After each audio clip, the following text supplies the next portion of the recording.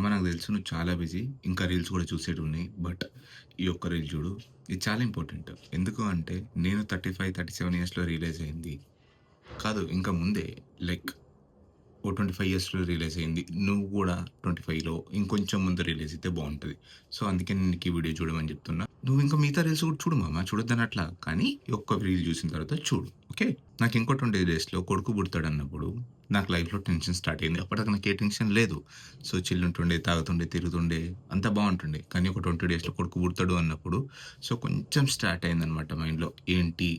So, in case నాకేమన్నా అయితే నా ఫ్యామిలీని ఎవరు చూసుకోవాలి? నా కొడుకు ఎలా గ్రో అవుతాడు? ఏంటి అనేది.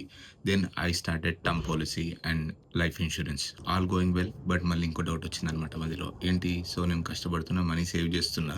ఇంత కష్టపడి ఏం చేసిన మనీ ఒక్కసారి నాకేమన్నా హెల్త్ ఇష్యూ వస్తే సో, ఈ టైప్ ఆఫ్ థింగ్ నాకు మైండ్‌లో రన్ అయ్యి సో, నేను హెల్త్ ఇన్స్యూరెన్స్ స్టార్ట్ చేశాననమాట.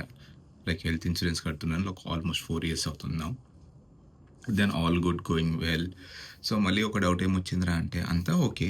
కానీ హెల్త్ ప్రాబ్లమ్ వచ్చి హెల్త్ ఇన్స్యూరెన్స్ దాకా నేనెందుకు చేసుకోవాలి?